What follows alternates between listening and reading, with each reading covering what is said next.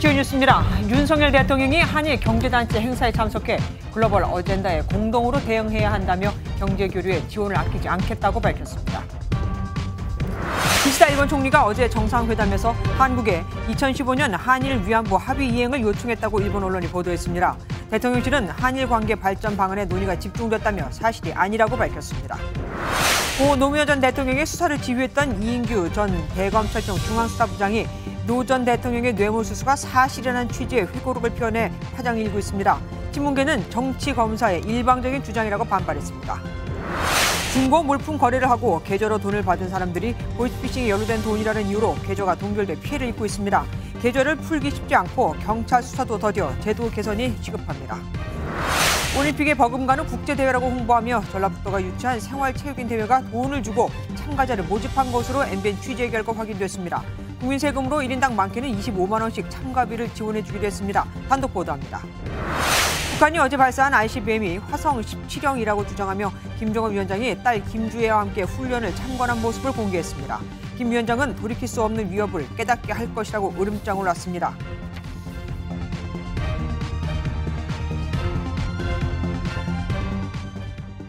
한일 관계 새 출발. 윤석열 대통령이 미래 협력 새 출발 새 시대 노력 등의 단어를 사용하면서 이번 한일 정상회담을 한일 관계의 새로운 출발로 평가했습니다. 하지만 무슨 소리냐? 오므라이스 한 그릇에 국가 자존심을 맞바꾼 거나 다름없다는 야당의 아픈 평가도 나왔죠. 어떻게 맞는지는 역사가 평가해 주겠죠. 먼저 방일 이틀째 소식, 일본 도쿄에 가 있는 신재우 기자 연결해서 들어보도록 하겠습니다. 신재우 기자, 오늘 한일 경제단체 행사에 참석했다고요, 대통령이. 어떤 메시지가 나왔습니까? 네, 윤석열 대통령은 오늘 한국 전경련과 일본 게이단렌이 주관하는 한일 비즈니스 라운드 테이블에 참석했습니다. 이 자리에서 윤 대통령은 한국과 일본이 글로벌 복합위기에 공동으로 대응할 것이라며 양국 기업 교류에 대한 지원을 아끼지 않겠다고 말했습니다. 두 나라는 공급망, 기후변화, 첨단 과학기술, 경제 안보 등 다양한 글로벌 아젠다에 대해 공동으로 협력하고 대응할 것입니다. 어제 두 단체가 미래 파트너십 기금 창설을 발표했던 만큼 윤 대통령은 기금 조성의 뜻을 보아줘서 감사하다고도 덧붙였습니다. 다만 일본제철이나 미쓰비시 중공업 등 강제징용 배상 판결 피고 기업은 참석하지 않았습니다. 이에 앞서 윤 대통령은 스가 요시히데, 아소다로 전 총리 등 일본 전계 인사를 연달아 접견하기도 했습니다. 이번 한일 정상회담이 양국 관계 정상화의 첫걸음임을 강조하며 향후 양국 교류와 발전 방향에 대한 의견을 교환한 것으로 전해졌습니다.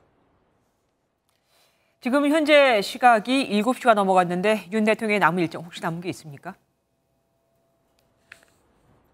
네, 윤 대통령은 이미 모든 일정을 마무리하고 오늘 오후 5시 40분쯤 일본 하네다 공항에서 서울로 가는 비행기에 탑승했습니다. 윤 대통령은 출발 직전 마지막 공식 행사로 일본 대학생과 한국 유학생을 상대로 강연을 했습니다.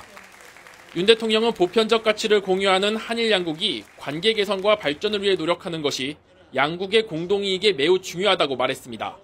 그러면서 한일 양국 청년의 역할을 요청했습니다. 여러분이 미래를 생각하고 한국 청년들과 적극적으로 소통해 나가기를 기대합니다.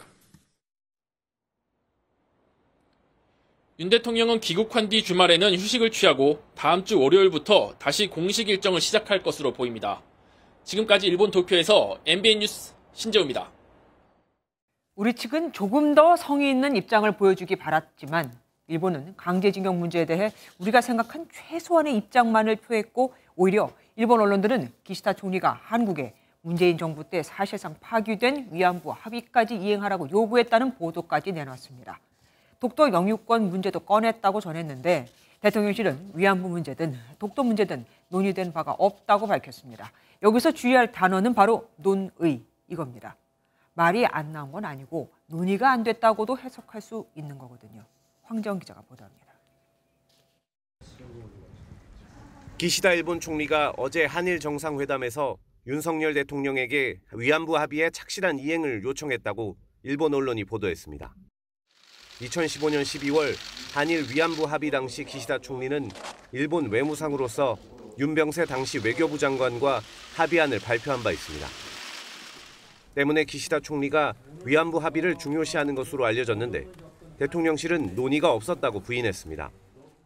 대통령실 고위 관계자는 논의 주제는 미래지향적으로 한일 관계를 발전시킬 수 있는 방안에 대부분 집중됐다고 말하며 선을 그었습니다. 일본 언론은 일본 정부 관계자를 인용해 독도 문제도 회담에서 나왔다고 보도했습니다. NHK는 독도 영유권 문제에 대한 일본의 입장을 기시다 총리가 윤 대통령에게 말했다고 전했습니다. 대통령실은 독도 문제 역시 회담 중에 논의된 바 없다고 밝혔습니다. 기시다 총리가 5월 히로시마 G7 정상회의에 윤 대통령을 초청한 것으로 알려진 가운데 향후 일본 정부나 언론이 독도 문제를 일방적으로 이슈화하는 것에도 대비해야 한다는 지적이 나옵니다. 도쿄에서 MBN 뉴스 황지연입니다. 그럼 일본 언론이 기시다 총리가 언급했다는 2015년 한일 정부 간 이뤄졌던 위안부 합의는 어떤 거였을까요?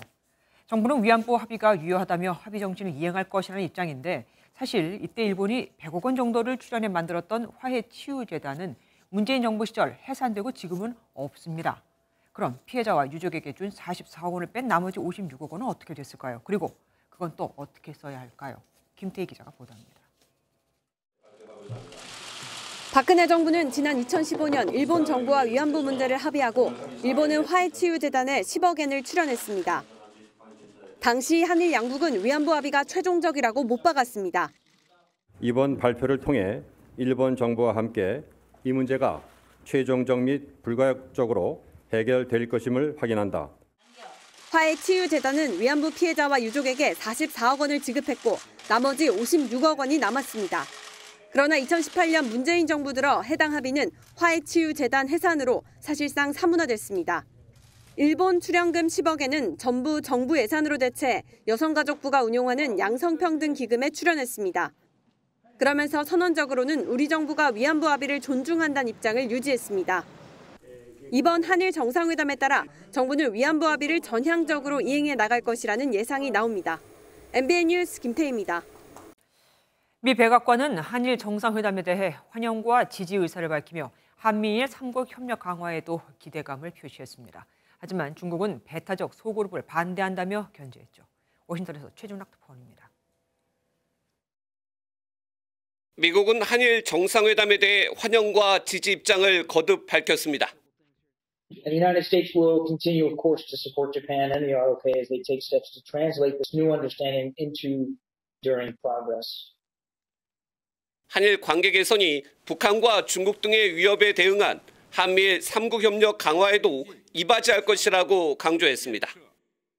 To the defense of the Republic of Korea and to the defense of Japan, they absolutely ironclad, and we're going to continue to strengthen and enhance those trilateral ties. 특히 한미일 협력은 인도 태평양 파트너십의 핵심이라며 대중국 견제 강화에 기대감을 드러냈습니다. 미국 언론들도 한일 관계 개선을 한미일 협력 강화 측면에서 분석했습니다. 뉴욕타임스는 대중국 견제를 위한 동맹 강화, CNN은 북한 미사일과 중국 긴장 고조가 배경, 월스트리트 저널은 북한과 중국 위협 대응 차원이라고 해석했습니다. 이처럼 안보 관점에서 긍정적으로 평가했지만 사죄 표현을 하지 않은 일본의 호응 미흡과 한국 내 반대 여론에 대한 우려도 지적했습니다. 미 국방부도 북한의 계속된 도발에 한미일 3국이 안보를 보장하기 위해 협력할 것이라며 한일 정상회담이 동맹 강화에 도움이 될 것이라고 평가했습니다. 워싱턴에서 MBN 뉴스 최종락입니다. 한일 정상회담을 놓고 야당은 일제히 비난하고 나섰습니다. 친일을 넘어 숭일이라고까지 빗댔죠. 더불어민주당 이재명 대표는 오늘 또 재판이 있었죠. 이 재판에 출석하기 전 대여 총공세에 나섰는데 반면 국민의힘은 양국 사이 불통의 장벽이 무너졌다며 반겼습니다. 이혁근 기자입니다. 더불어민주당이 회의장에 태극기와 함께 국민의 자존심을 짓밟지 말라는 문구를 내걸었습니다. 한일 정상회담을 맹비난하며 윤석열 정부 대일 외교 규탄에 나선 겁니다. 윤석열 정권이 결국 일본의 하수인이 되는 길을 선택했습니다. 친일 논쟁을 넘어서서 숙일 논쟁이 벌어질 지경이 됐습니다. 민주당은 광화문 시위도 이어갔습니다. 거리에 시민이 많은 점심시간을 이용해 여론전을 폈습니다. 강제동원 피해자들이 80년 고통, 30년 넘게 재판하면서 오롯이 홀로 투쟁한 그 결과를 우리 대통령이 짓밟고 정의당도 이번 한일 정상회담은 윤석열 정부 외교의 파산 선언이자 역대 최악의 외교 참사라며 정부 비판에 동참했습니다. 국민의힘은 윤석열 정부 엄호에 나섰습니다. 한일 관계의 정상화는 복합 위기에 놓인 우리 경제에 새로운 기회와 활력을 줄 것입니다. 또 민주당이 이재명 대표의 사법 리스크를 덮기 위해 선동하고 있다고 꼬집었습니다. 반일 선동과 정치적 선동으로 이익을 누려왔던 민주당이 이재명 대표의 사법 리스크를 덮으려는 호재로 또 죽창을 들고 나왔습니다. 이재명 대표를 비롯해 민주당 의원들이 내일 장외투쟁을 예고한 만큼 한일 관계를 둘러싼 여야 신경전은 더욱 거세질 전망입니다. MBN 뉴스 이혁근입니다.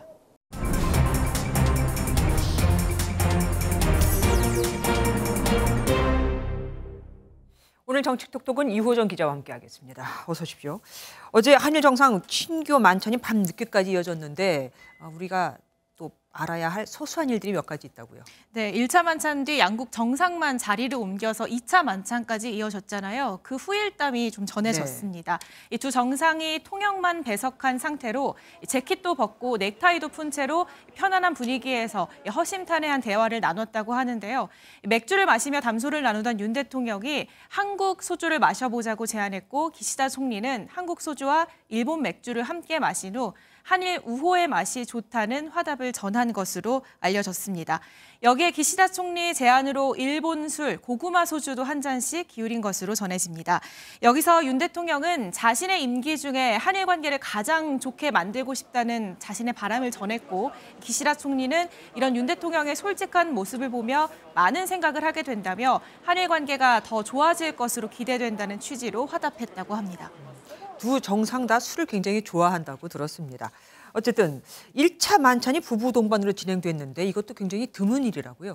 네, 이번 방일은 국빈 방문이 아닌 이 실무, 외교를 의전을 관소한 실무 방문으로 이루어졌습니다. 네. 그런데도 이 국빈 방문의 중안은 예우를 갖췄다는 평가가 나옵니다. 대통령실도 이 점을 강조하고 나선 건데요. 대통령실 관계자는 실무 방문을 할 경우 총리 관저에서 관계자가 배석한 채로 만찬이 진행되는데 두 부부만 동반하는 만찬은 드문 편이다라고 설명을 했습니다. 이렇게 화기애애한 한일 정상의 분위기와는 달리 국민들의 여론은 별로 좋지 않더라고요. 네, 한국갤럽이 지난 14일부터 16일까지 어제까지 3일간 진행한 조사 결과를 같이 보면요. 윤 대통령의 직무수행 긍정평가는 33%, 부정평가는 60%로 집계됐습니다. 이 부정평가가 60%대로 올라선 건 석 달 만인데요. 부정평가 이유를 함께 살펴보면 일본 관계와 강제동원 배상 문제 그리고 외교가 1위로 올라섰습니다. 각각 15%를 차지했습니다. 네네. 그간의 한일 관계를 돌아보면 양국 관계 개선을 위해선 일본의 성의 있는 태도만큼이나 국내 여론의 향부도 중요했는데요. 강제징용 해법에 대한 반대 여론을 풀어가는 게 윤 대통령에게 남은 과제입니다.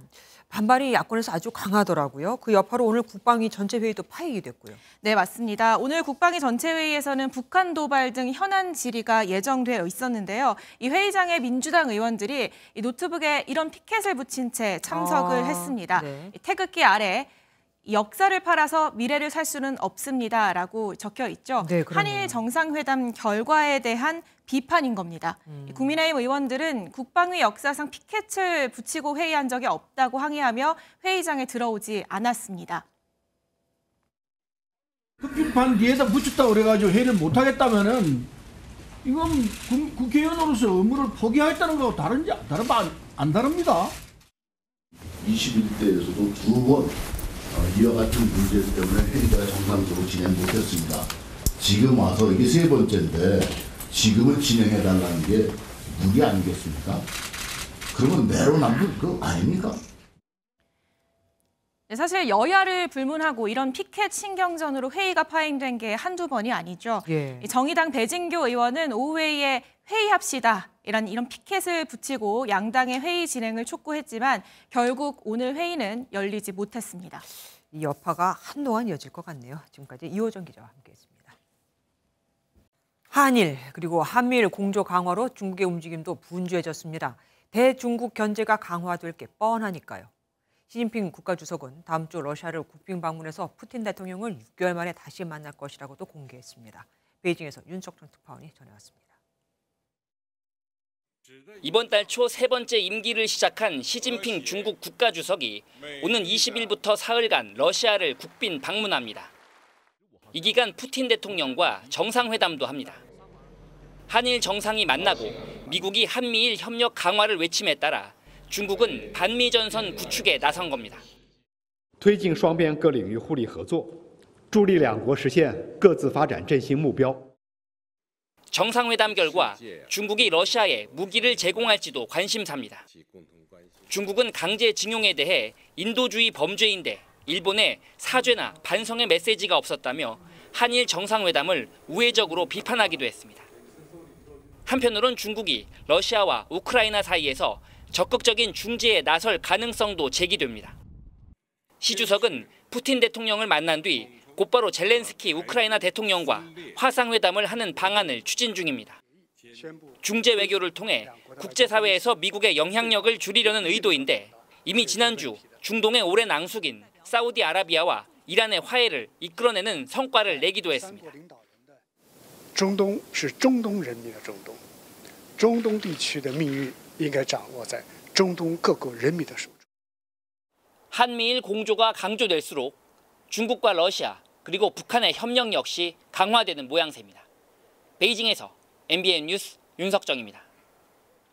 14년 전 고 노무현 전 대통령의 뇌물수수 혐의를 수사했던 이인규 전 대검 중수부장이 회고록을 내면서 파장이 일고 있습니다. 회고록에서 노 전 대통령의 뇌물 의혹은 사실이며 노 전 대통령이 다 인정했다면서요. 당시 변호사였던 문재인 전 대통령은 무능했었다고 비판했습니다. 노무현 전 대통령의 주검 위에 거짓의 재단을 만들어 대통령이 됐다고까지 했죠. 먼저 이상혁 기자가 보도합니다. 지난 2009년 고 노무현 전 대통령은 이른바 박연차 게이트로 불리우는 뇌물수수 혐의로 수사를 받는 도중 숨졌습니다. 노무현 전 대통령의 뇌물수수 의혹 수사에 대해 말씀드리겠습니다.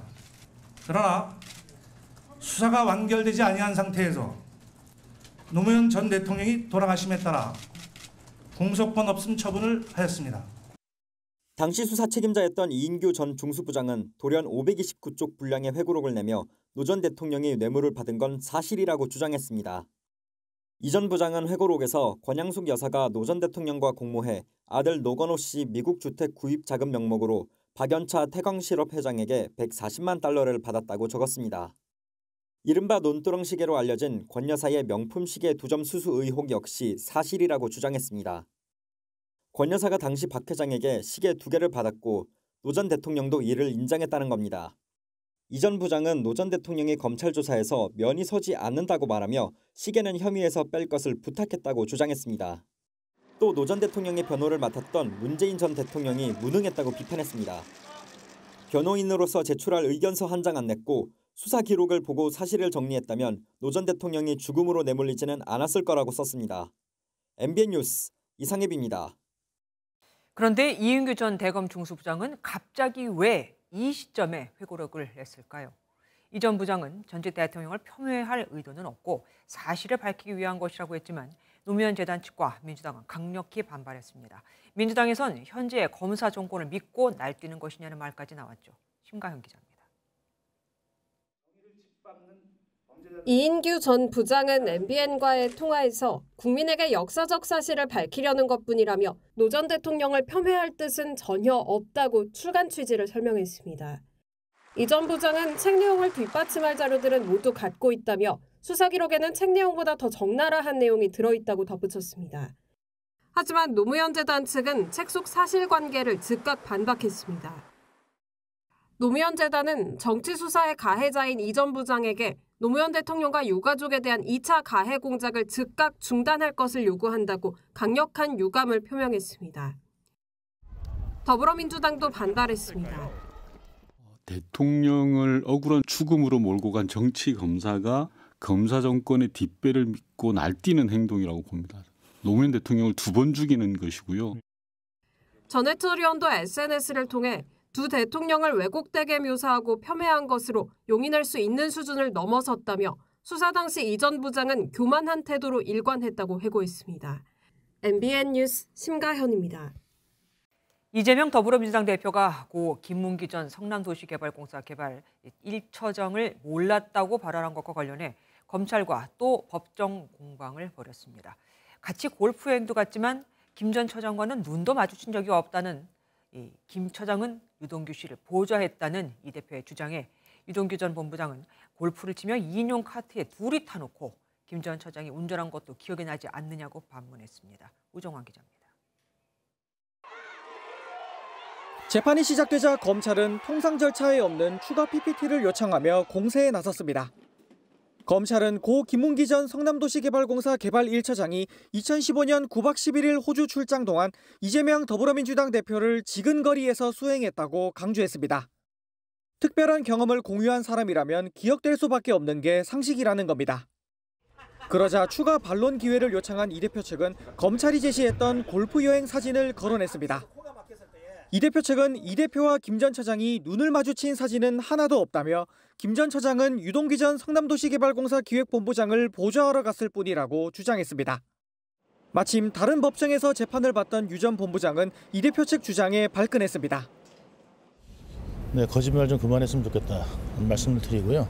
2인 카트 2대 빌려서 하나는 제가 쓰고 하나는 이재명 지사 보좌하기 위해서 김문기가 직접 몰면서 해줬고요. 두 사람이 골프 중 잃어버린 공을 찾는 대화도 나눴었다고 유 전 본부장은 주장했습니다. 골프 커트를 김문기 처장이 직접 몰았다고 했는데 혹시 골프 커트 놓은 건 기억 안 나세요? 2주 뒤 열리는 다음 재판에서는 유 전 본부장이 증인으로 출석해 이 대표와 직접 대면합니다. MBN 뉴스 우종환입니다. 연일 폭로를 이어가고 있는 고 전두환 씨의 손자 전우원 씨가 이번엔 라이브 방송 도중 마약으로 추정되는 물질을 투약해 소동이 빚어졌습니다.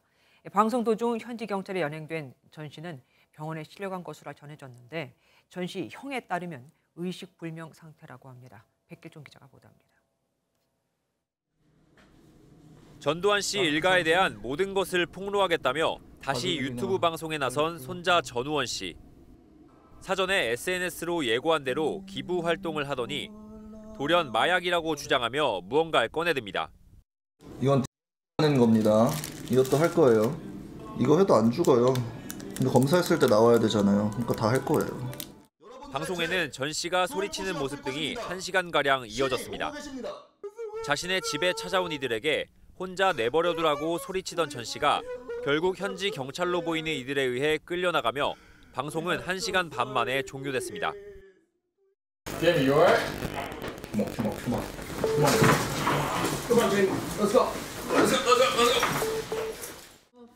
대한민국 주 뉴욕 총영사관에 따르면 경찰 체포가 아니라 치료를 위해 병원에 이송된 것으로 알려졌습니다. 전 씨의 약물 의존도가 오래전부터 높은 것으로 보인다며 치료가 필요하다는 분석도 나옵니다. 여하튼지 간에 환각이 이미 진행이 됐다면 약물 중독이 심각한 수준이다 이렇게 보는 게 맞겠죠. 당장 병원에 입원해야 되는 상황으로 보여요. 전 씨는 생명엔 지장이 없지만 의식불명 상태라고 알려졌습니다. MBN 뉴스 백길종입니다.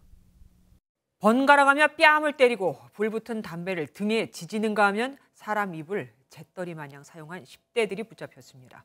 중국 국적으로 학교 밖 청소년들이었는데 자신들을 험담했다는 이유로 피해자를 돌아가면서 무차별 폭행했습니다. 이혁재 기자가 보도합니다. 무릎을 꿇고 앉은 피해자에게 욕을 하고 피해자의 고개를 젖혀 수차례 뺨을 때립니다. 지난 1월 중순쯤 충남 아산에서 10대인 A양이 평소 알고 지내던 후배를 집으로 불러 폭행하는 장면입니다. 자신들을 뒷담화했다는 게 이유였습니다. 특히 가해자들은 피해자에게 담배를 넣은 음료를 마시게 하고 담뱃불로 지지는 등 가학행위를 한 것으로 드러났습니다.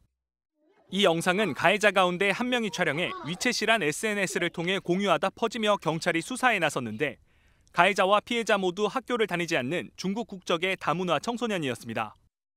전문가들은 다문화 청소년의 경우 학교 안팎에서 폭력 사각지대에 놓일 위험이 높다고 지적합니다.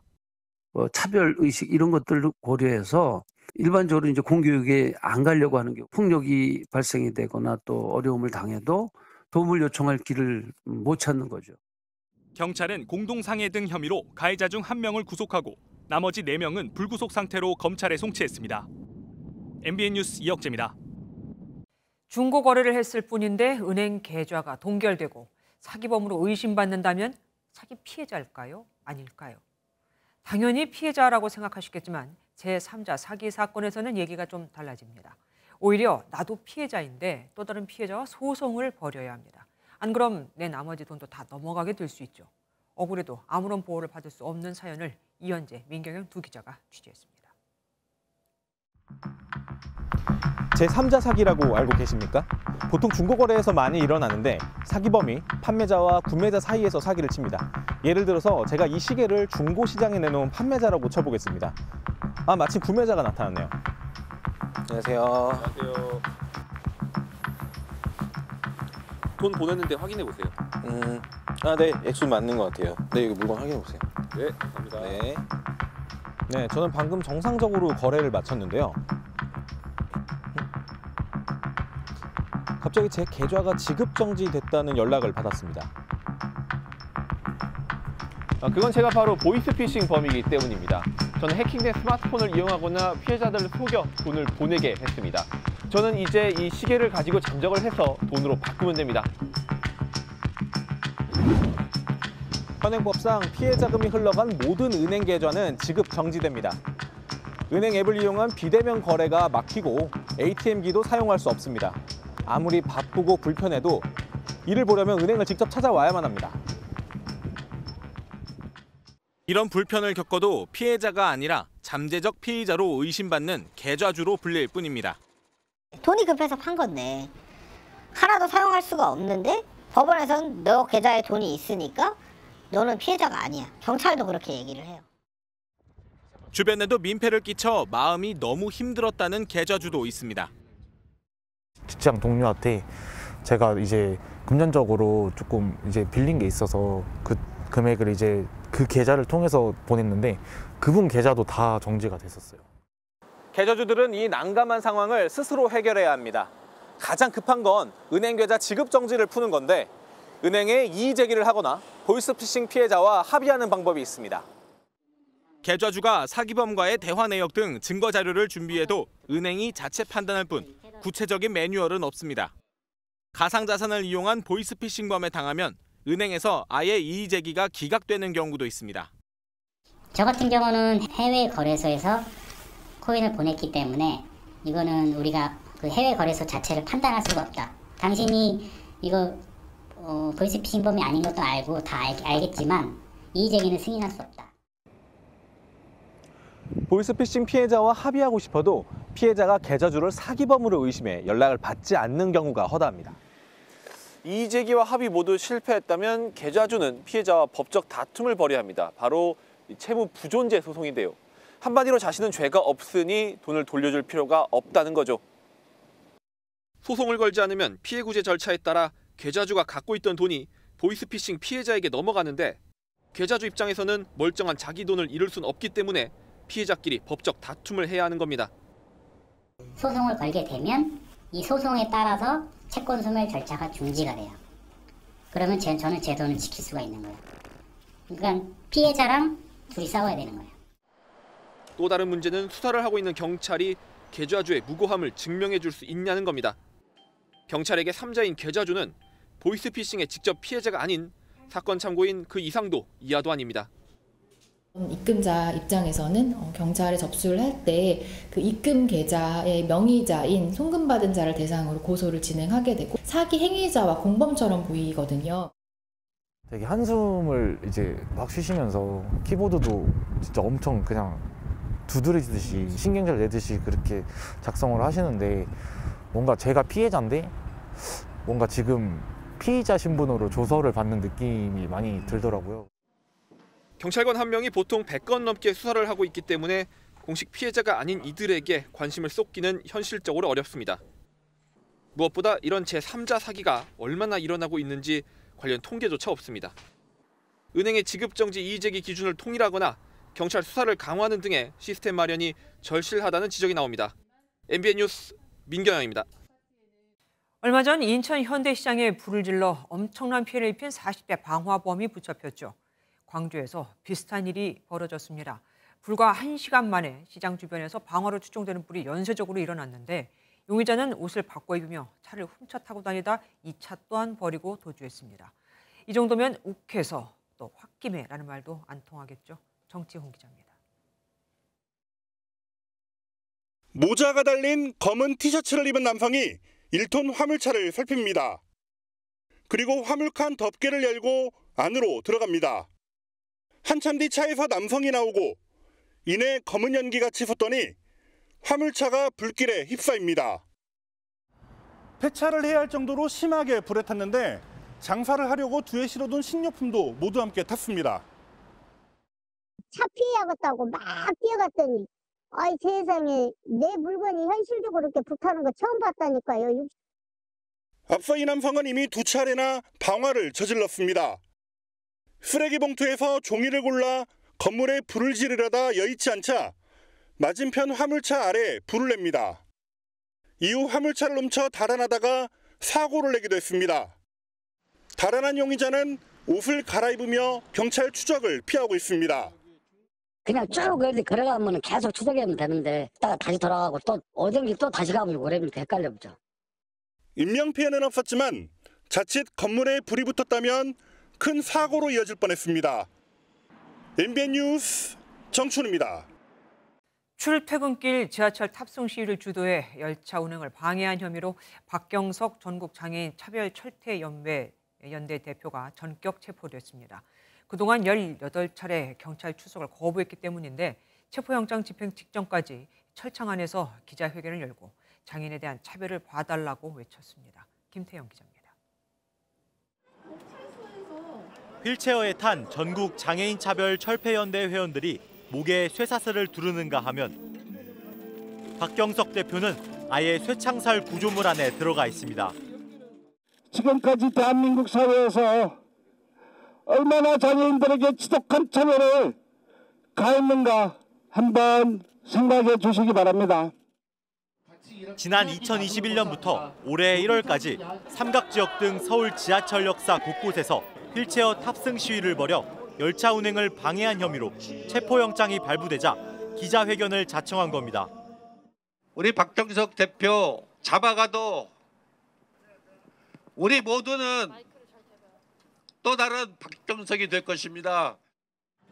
경찰서에 엘리베이터 등 장애인 편의시설이 없어 앞선 18차례 출석 요구를 거부했던 박 대표는 집회가 끝난 뒤 전격 체포됐습니다. 리프트 차량 준비해 오셨습니까? 네. 박 대표가 체포되던 시각 일부 전장현 활동가가 도로에 난입하는 등 소동도 빚어졌습니다. 경찰은 휠체어 리프트가 설치된 장애인 버스를 이용해 박 대표를 서울 남대문 경찰서로 압송하고 조사 뒤 구속영장 신청 여부를 결정할 계획입니다. MBN 뉴스 김태형입니다. 아시아 태평양 마스터스 대회 들어보셨습니까? 30세 이상 생활체육인들이 참가하는 국제대회인데 다음 달 우리나라 전라북도에서 그 2회가 열립니다.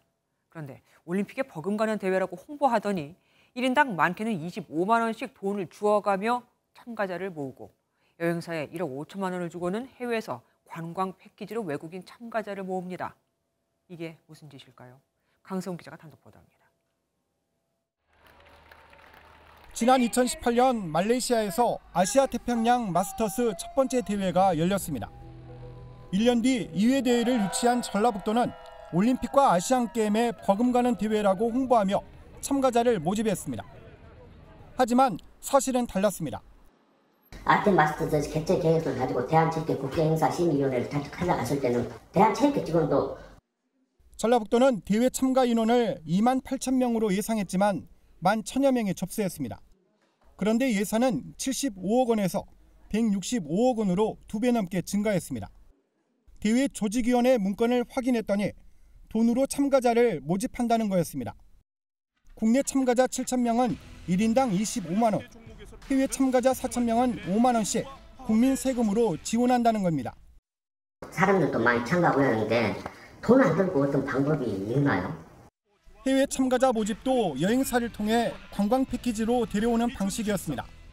특히 4,000명 가운데 절반이 몽골과 인도 등에서 참가하는데 취업을 위한 불법 체류 시도가 이어질 수 있다는 우려가 나오고 있습니다. 반절 정도는 안 나올 수 있다. 그거 다 예측하고 있어요. 불법 체류할 수 있는 가능성이 있기 때문에요. 그렇죠. 전라북도의 전통 문화를 알리겠다면서 대회 기념품은 인형과 텀블러, 볼펜과 우산뿐입니다. 전라북도를 대표할 수 있는 부채도 있고 여러 가지 게 많이 있는데 왜 그렇게 할 수밖에 없었는지 좀 안타까웠고요. 그리고 대다수의 제가 본 상품들 중국산이었습니다. 26개 종목 중 골프와 배드민턴 등 인기 종목에만 참가자가 몰려 대회가 축소될 가능성도 있습니다. MBN 뉴스 강세훈입니다.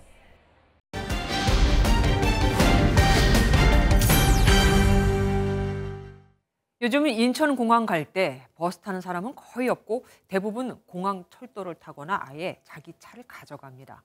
코로나19로 버스 노선이 대폭 축소돼서 그런가 보다 싶었는데 아니었습니다. 비싼 요금이 더 큰 문제였죠. 서울에서 인천공항까지의 공항 버스 요금이 철도 요금의 4배, 심지어 서울에서 세종으로까지 가는 프리미엄 버스 요금보다도 더 비쌉니다. 포커스는 이교욱 기자가 취재했습니다. 인천공항 공항버스 승강장입니다. 서울로 가는 리무진을 타려고 사람들이 줄을 섰던 코로나19 이전과는 분위기가 사뭇 다릅니다. 버스를 기다리는 사람들을 찾아보기 어려운데요. 배차 간격이 1시간에 한 대꼴로 길고 요금이 비싸다 보니 공항버스 이용객들이 많이 줄었습니다. 서울에서 인천공항까지 공항버스 편도 요금은 17,000원. 8년째 요금이 동결된 시내버스와 달리 공항버스 요금은 2년 만에 4,000원이나 올랐습니다. 공항 철도 요금과 비교하면 4배 가까이 높고 심지어 거리가 2배 먼 서울에서 세종 노선 프리미엄 버스보다도 더 비쌉니다. 게다가 10,000원이면 탈 수 있었던 일반 공항버스는 수익성을 이유로 모두 없앴습니다. 일반이었다가 이제 노선으로 바뀌어버린다 몰랐고. 4인 가족이 공항버스로 인천공항을 왕복하면 13만 원이 넘게 들다 보니 하루 요금이 9,000원에 불과한 공항 주차장은 늘 만차입니다. 옛날에는 막 15,000원 막 이랬었거든요. 근데 이제 18,000원 되니까 왕복만 해도 가격이 36,000원 정도 나가잖아요. 가격이 너무 올라가가지고 타기가 좀 부담스럽고. 주차장과 버스 부족 민원이 빗발치자 국토교통부가 최근 대책을 내놨지만 단순히 버스 운행 대수만 늘리기로 했을 뿐 요금 문제는 사실 파악조차 하지 못하고 있습니다.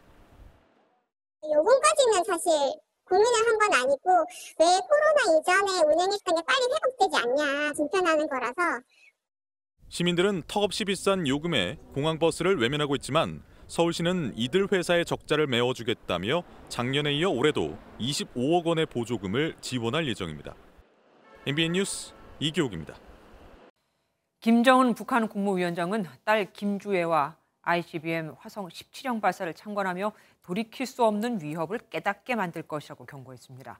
한미는 다음 주부터 대규모 연합 착륙 훈련에 돌입합니다. 이번에는 최초로 영국 해병대까지 참가하죠. 권영범 기자가 보도합니다. 김정은 북한 국무위원장이 딸 김주애와 대륙간 탄도미사일 ICBM 화성 17형이 하늘로 솟구치는 모습을 지켜봅니다. 북한은 3단으로 구성된 화성 17형의 1단 추진체가 공중에서 떨어져 나가는 단 분리 장면까지 처음으로 공개했습니다. 김 위원장은 미국과 남조선의 그 무모성을 계속 인식시킬 것이라며 한미 연합 연습에 대한 군사적 조치임을 강조했습니다. 돌이킬 수 없는 위협이 엄중한 수준에 이르게 된다는 것을 스스로 깨닫게 만들 것이라고 대적 대응 방침을 피력하셨습니다. 북한 노동신문도 물리적 충돌이 발생하지 않으리란 담보는 그 어디에도 없다며 한미 연합 연습 중단을 요구했습니다. 한미는 전시 전투부대 작전을 지원하는 연합 군수지원 훈련을 실시했습니다. 선도 장비 호환성 검증, 설치 및 운영 능력 숙달을 통하여 이번 훈련간 더욱더 전투 준비 태세 완비를 할 수 있었습니다. With the combined training, we can improve the interoperability between the ROC and the United States Army. It was such a great experience today. 북한의 계속된 위협에도 한미는 5년 만에 사단급 규모의 상륙군이 참가하는 대규모 연합 상륙훈련인 쌍용훈련을 다음 주부터 실시할 예정입니다. MBN 뉴스 권용범입니다.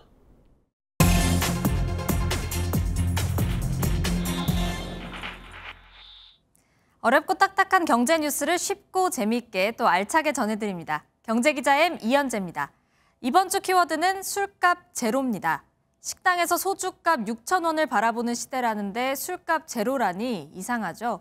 술을 직접 가져갈 수 있는 식당, 이른바 콜키지 프리. 그러니까 술을 가져와도 따로 돈을 받지 않는 식당이 인기입니다.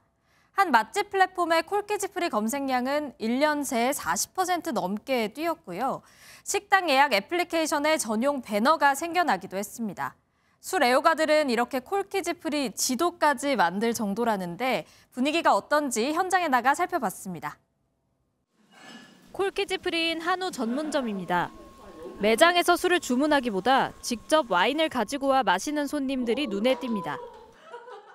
소주랑 맥주 가격이 이번에 좀 많이 올라가지고 훨씬 경제적이기도 하고 제가 원하는 술을 가져가서 원하는 음식과 같이 먹을 수 있다는 게 주류 가격 부담을 덜 수 있고 자기가 좋아하는 술을 마실 수 있다는 장점으로 요즘 콜키지 프리를 이용하는 고객이 늘었습니다. 예전보다는 많이 늘고 있습니다. 방문 고객의 70% 이상. 와인만 콜키지 프리 대상이 아닙니다. 삼겹살, 양꼬치, 순댓국 등 이른바 서민 음식점도 콜키지 프리 서비스를 시작하고 있습니다. 주류 매출은 줄지만 콜키지 프리 이후 오히려 가게 매출이 늘었다고 합니다. 좀 많이 늘었습니다. 한 90% 매출에는 도움이 됐습니다. 콜키지 프리가 홍보 면에서도 그렇고 한번 오실 것 친구랑 한 번 더 오게 되고 이러다 보니까 증가하지 않았을까 싶습니다. 술을 팔아 얻는 이익 대신 더 많은 손님을 유치하는 마케팅 전략이라는 분석입니다. 마진을 내가 약간 포기를 하더라도 소비자들이 더 많이 오게 하기 위해선 콜키지 프리를 할 수밖에 없다는 얘기죠. 그러니까 소비자의 니즈와 식당의 어떤 마케팅적 측면이 같이 잘 결합이 된 거고. MZ세대가 이렇게 콜키지 프리 식당을 좋아하는 이유가 뭘까요? 가장 큰 이유는 역시 비싼 술값입니다. 지난해 주류 가격 상승률은 5.7%로 외환위기 이후 24년 만에 가장 높았습니다. 특히 식당의 술값 부담이 가파르게 올랐는데요. 마트에서 맥주 가격 상승률은 6%인데 식당 판매가는 10.5% 올랐습니다. 2배 가까운 상승률이죠. 소주도 지난해와 달리 올해는 그 차이가 3%포인트 가까이 납니다. 술값뿐 아니라 외식 물가도 계속 고공행진하니 조금이라도 아낄 수 있는 콜키지 프리 식당을 찾는 거죠. 소비자 선택권이 늘어나 반갑지만 고물가 시대의 짠물 소비로 어쩔 수 없는 선택이라는 점은 씁쓸하기도 합니다. 지금까지 경제기자 M이었습니다. 물어보는 글에 척척 대답하는 AI가 이제는 그림이나 사진을 보고 대답하고 발표 자료까지 대신 만들어주기 시작했습니다. 기존 버전이 나온 지 몇 개월 안 돼 새로운 기능을 더한 건데 글을 넣으면 파워포인트, 이 PPT 자료를 만들어주고 엑셀 자료를 넣으면 그래프 등으로 만들어주는 식입니다. 앞으로 이런 걸 만드느라 밤을 새울 필요가 없어지는 거죠. 유승훈 기자가 보도합니다. AI에게 지속 가능한 건축 자재 공급 제한에 대한 기초 자료를 전달하고 발표 자료를 만들라고 지시했습니다. 순식간에 10분 분량의 발표 자료가 나옵니다. 글보다 사진 위주로 다시 만들라는 요구도 바로 반영합니다. 마이크로소프트가 검색 엔진 빙에 이어 생성형 AI를 적용한 사무용 서비스 코파일럿입니다. 비행기의 부조종사를 뜻하는 코파일럿은 마이크로소프트의 오피스 프로그램과 생성형 AI를 결합했습니다.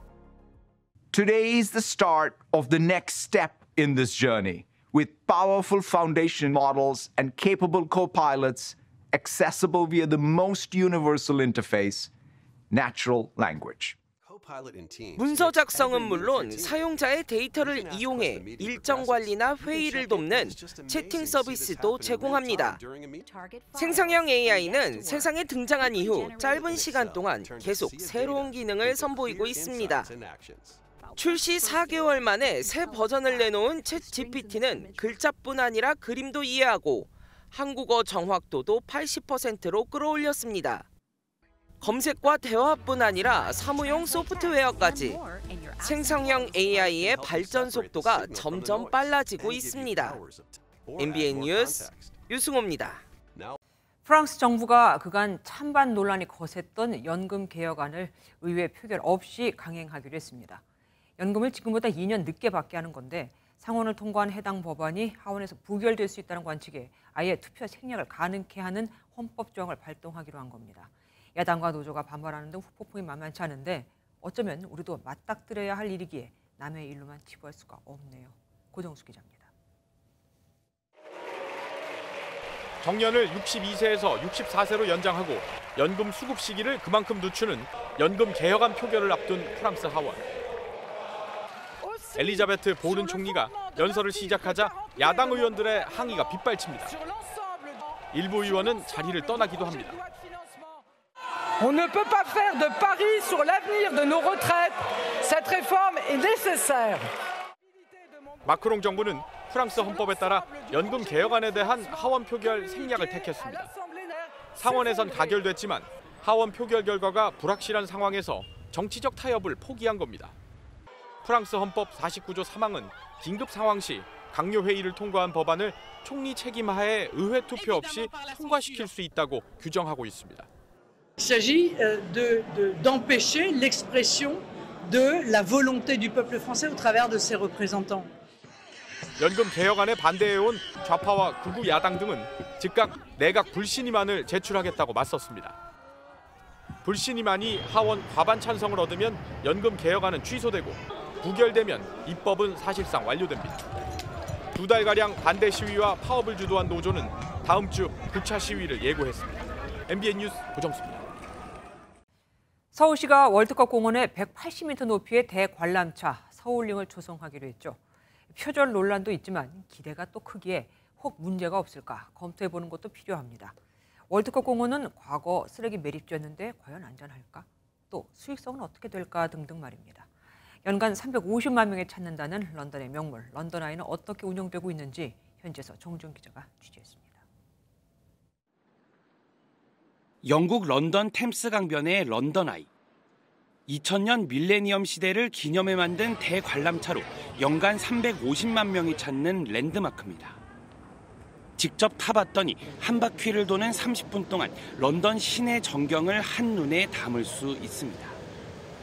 It's fantastic. We love the views and it's an amazing opportunity to see all the city. 서울에도 한강의 아름다움을 감상하는 서울링이 월드컵 공원에 조성됩니다. 서울링의 높이는 180m로 135m인 런던 아이를 뛰어넘고 캡슐 개수와 동시 탑승 인원도 더 많습니다. 무엇보다 런던 아이와 달리 바퀴살이 없는 미래형 반지 디자인이 최대 강점입니다. 일각에선 쓰레기 매립지였던 월드컵 공원의 바닥이 내려앉을 것이란 우려가 제기됐지만 오세훈 시장은 매립토 아래 지방까지 말뚝 20여 개를 박아 안전성을 확보하겠다고 말했습니다. 그냥 그 매립토 위에 구조물이 올라가는 게 아니라는 점 분명히 하고요. 이제 그렇기 때문에 굉장히 안정적인 구조물이 될 겁니다.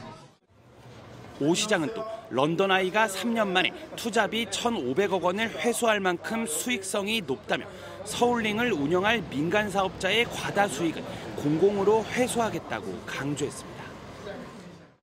서울링은 런던 아이의 장점을 벤치마킹해 오는 2027년 서울에서 가장 매력적인 랜드마크로 태어날 채비를 하고 있습니다.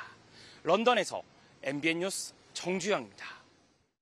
K컬처가 이젠 한국에만 국한되지 않습니다. 우리 영화를 만들고 우리 음악 감독을 하던 이들이 미국 드라마를 연출하고 세계 유명 음반사와 손을 잡고 자신의 앨범을 내기도 하거든요. 한 장르에 머물지 않고 세계로 뻗어가는 다양한 작품 세계를 추구하는 K컬처 예술가들의 목소리를 김문영 기자가 들어봤습니다. You also have to know how to navigate the galaxy. That way, you'll never be lost. 영화 미나리의 정이삭 감독이 스타워즈 시리즈 만달로리안으로 돌아왔습니다. MBN과의 인터뷰에서 정 감독은 만달로리안에서도 미나리 때처럼 캐릭터 간 섬세한 관계 연출에 집중했다고 밝히며 앞으로도 다양한 작품을 연출하고 싶다고 말했습니다. Star Wars was a lot of fun doing sci-fi. I'd love to do all different genres. That's kind of inside. That's a goal that I have that I would love if I could do that in the future. 영화 기생충의 음악 감독 정재일도 정이삭 감독처럼 장르를 넘나드는 예술가입니다.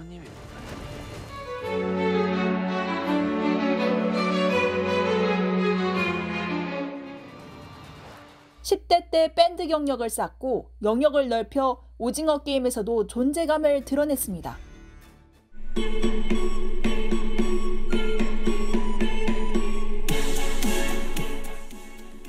클래식 전공자가 아니지만 최근에는 세계 유명 클래식 음반사에서 자연의 경고를 표현한 솔로 앨범 리슨을 발매했습니다. 제가 2004년쯤에 그 싱어송라이터의 꿈을 안고 앨범을 발표했었는데요. 그 레코드 회사에서 당신만의 것을 해보지 않겠느냐 해서 그 2004년이 떠올랐습니다. 음악만을 위한 음악을 한번 해볼 수 있지 않을까 하는 생각.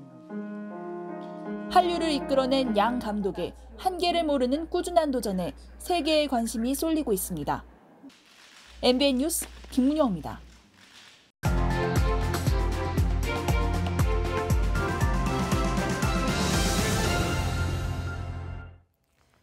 지난해 한국은 글로벌 땡땡 시장에서 별처럼 빛났다. 이탈리아 언론의 기사입니다.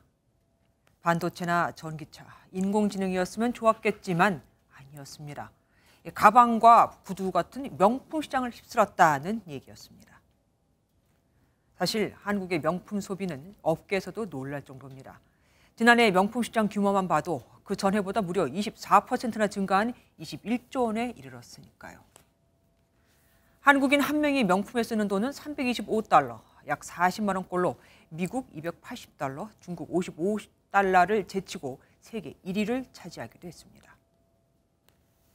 그런데 이런 한국 고객들이 별이 아닌 봉 취급을 받고 있죠. 특히 고장이 나거나 수선이 필요한 경우엔 아예 천덕꾸러기 취급을 받습니다.